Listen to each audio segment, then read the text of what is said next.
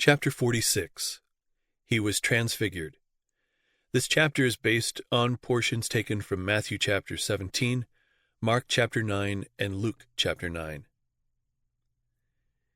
Evening is drawing on as Jesus calls to his side 3 of his disciples, Peter, James, and John, and leads them across the fields and far up a rugged path to a lonely mountainside. The Savior and his disciples have spent the day in traveling and teaching, and the mountain climb adds to their weariness. Christ has lifted burdens from mind and body of many sufferers. He has sent the thrill of life through their enfeebled frames, but he also is compassed with humanity, and with his disciples he is wearied with the ascent. The light of the setting sun still lingers on the mountaintop, and gilds with its fading glory the path they are traveling. But soon the light dies out from hill as well as valley, the sun disappears behind the western horizon, and the solitary travelers are wrapped in the darkness of night.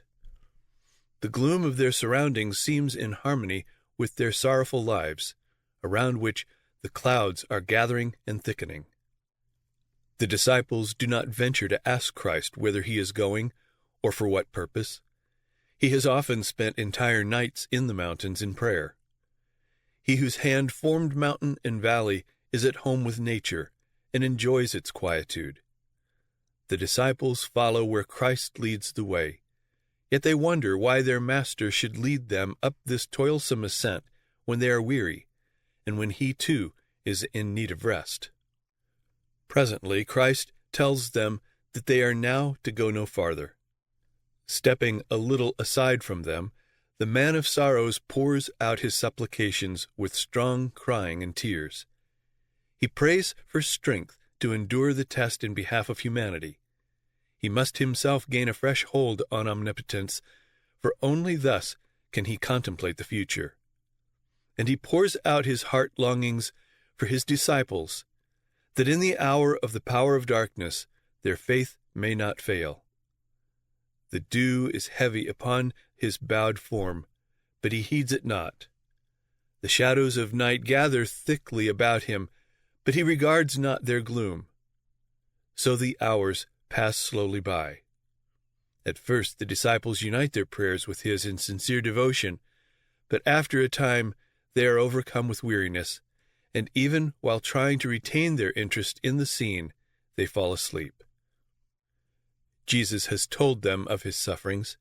He has taken them with him that they might unite with him in prayer. Even now he is praying for them.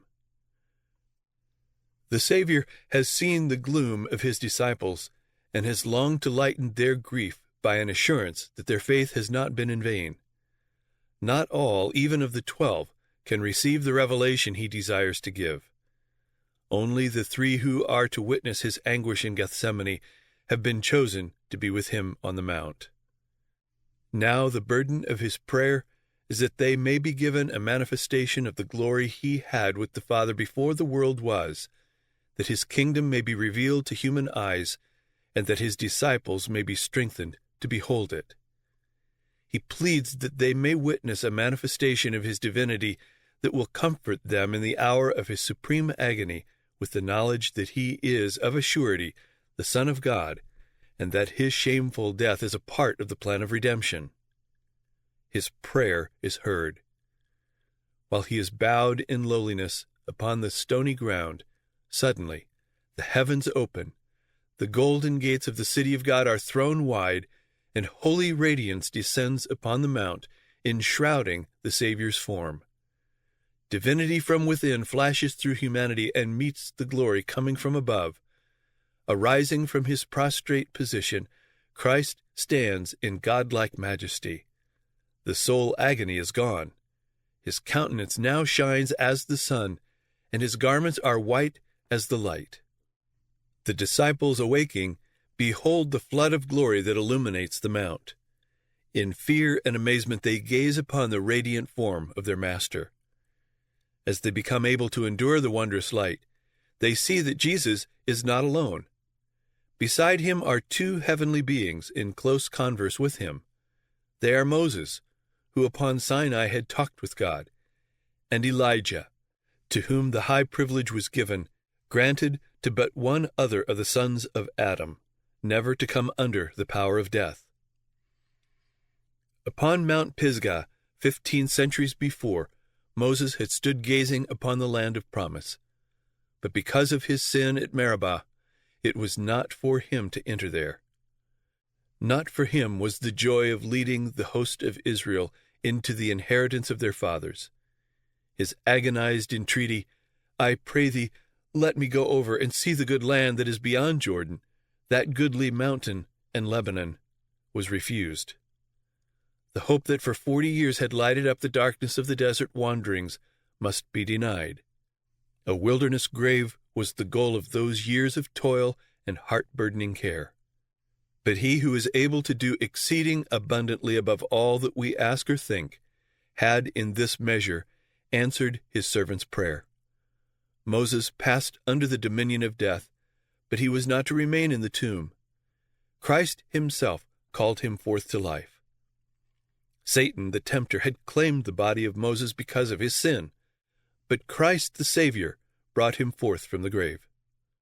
Moses, upon the Mount of Transfiguration, was a witness to Christ's victory over sin and death. He represented those who shall come forth from the grave at the resurrection of the just. Elijah, who had been translated to heaven without seeing death, represented those who will be living upon the earth at Christ's second coming, and who will be changed in a moment, in the twinkling of an eye, at the last trump, when this mortal must put on immortality, and this corruptible must put on incorruption. Jesus was clothed with the light of heaven, as he will appear when he shall come the second time without sin unto salvation.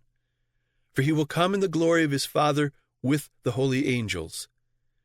The Saviour's promise to the disciples was now fulfilled. Upon the mount, the future kingdom of glory was represented in miniature. Christ the King, Moses a representative of the risen saints, and Elijah of the translated ones.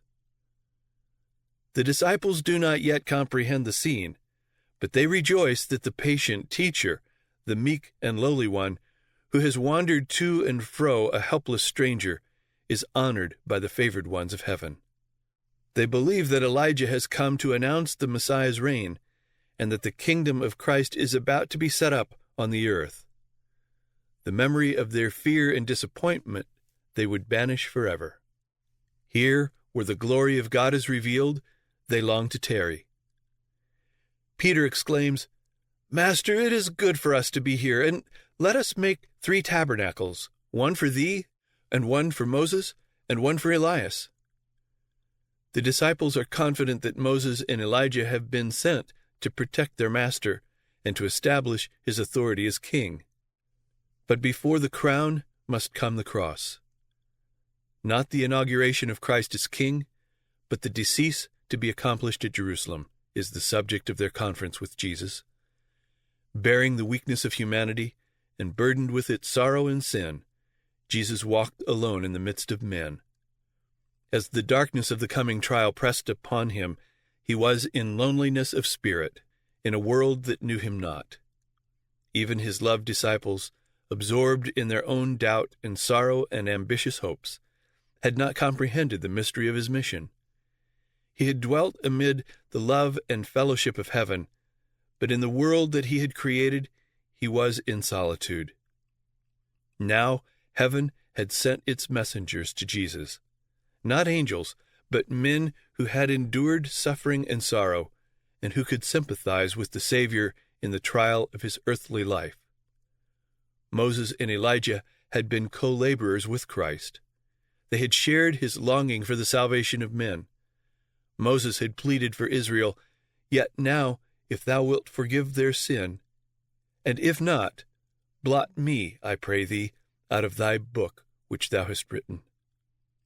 Elijah had known loneliness of spirit, as for 3.5 years of famine he had borne the burden of the nation's hatred and its woe. Alone he had stood for God upon Mount Carmel. Alone he had fled to the desert in anguish and despair. These men, chosen above every angel around the throne, had come to commune with Jesus concerning the scenes of his suffering, and to comfort him with the assurance of the sympathy of heaven. The hope of the world, the salvation of every human being, was the burden of their interview. Through being overcome with sleep, the disciples heard little of what passed between Christ and the heavenly messengers. Failing to watch and pray, they had not received that which God desired to give them, a knowledge of the sufferings of Christ and the glory that should follow. They lost the blessing that might have been theirs through sharing his self-sacrifice. Slow of heart to believe were these disciples, little appreciative of the treasure with which heaven sought to enrich them. Yet they received great light. They were assured that all heaven knew of the sin of the Jewish nation in rejecting Christ. They were given a clearer insight into the work of the Redeemer. They saw with their eyes and heard with their ears things that were beyond the comprehension of man.